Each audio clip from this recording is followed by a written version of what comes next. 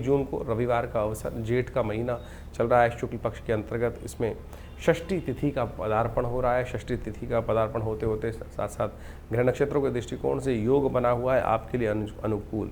ये ग्रह आपके लिए साफ साफ दिखाते हैं कि नया कुछ डायरेक्शन प्राप्त होने के योग बन सकते हैं। नया उत्साह अच्छा जो है वो आपके लिए कहीं ना कहीं लाभ के रास्ते खुलता दिखाई दे रहा है और बहुत बढ़िया सानिध्य ग्रह नक्षत्रों का बना हुआ है। इसका पूर्ण लाभ आपको लेने का प्रयास करना चाहिए। बहुत सारे इंट्यूशंस मन में होते दिखाई देंगे, उसका लाभ आप अवश्य लीजिएगा। रवि योग बना हुआ है, नया कुछ आरंभ करना चाहें तो उसका लिए ग्रह बिल्कुल तत्पर है, उसका लाभ मिल सकता है।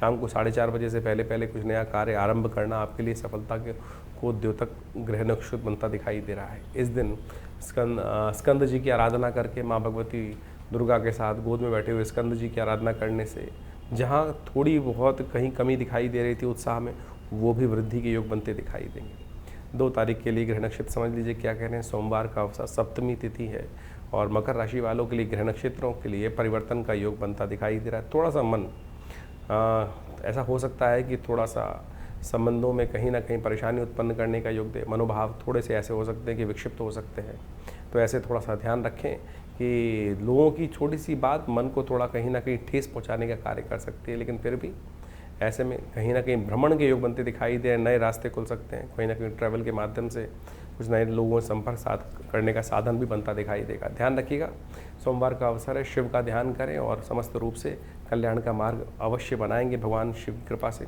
इस दिन विशेष तौर पर 1 और 2 तारीख को अश्लेषा और मघा नक्षत्र का योग है। ये दोनों के दोनों गंडमूल के अंतर्गत आते हैं और जो जातक इन नक्षत्रों में जन्म लेते हैं या जिनका जन्म होता है इन नक्षत्रों में, तो ये नक्षत्र हमेशा कहीं ना कहीं कष्ट उत्पन्न करने के योग बनाते हैं। इसीलिए शास्त्रों में कहा गया है कि इनकी मूल शांति अवश्य करा लेनी चाहिए। शास्त्र में कहा गया 27 दिन तक मूल मंत्र का जप करते हुए, दशांश नित्यपति यज्ञ करते हुए इनका जप करके आप मूल शांति करा सकते हैं, कर सकते हैं। कई बार क्या होता है कि हम मूल शांति किसी विद्वान के द्वारा कराने का प्रयास करते हैं, वो 27वें दिन जब नक्षत्र घूम के आते हैं तब क्या करते हैं, 27 जगह के पानी, मिट्टी, कंकड़ सब इकट्ठे कर लेते हैं। लेकिन जो मूल चीज़ होती है, मूल मंत्र का नित्यपति जप कर कर उसके भार को काटने वाला, वो नहीं करते हैं तो उसका कोई लाभ नहीं है। तो इसलिए विधि को समझें, सही रूप से करें, तब आपके लिए अच्छा रहेगा। 3 तारीख का दिन ग्रह नक्षत्रों के दृष्टिकोण से बहुत महत्वपूर्ण है। 14 बुढ़वा मंगल है और मकर राशि वालों के लिए तो विशेष योग लेकर आ रहा है ये नक्षत्र। इंद्र और मंगल आपके लिए जहाँ बैठे हुए हैं वो नए कुछ ना कुछ रास्ते दे सकते हैं और विशेष तौर पर कई सरकारी मामलों में लाभ देने के योग बना सकते हैं, लेकिन उनको ताकत देने की ज़रूरत है। कई आपके लिए नए रास्ते खुल सकते हैं विशेष तौर पर, लेकिन कुछ झगड़े भी उत्पन्न कर सकते हैं, तो उनको शांत करने के लिए खास तौर पर हनुमान जी का स्तवन करें।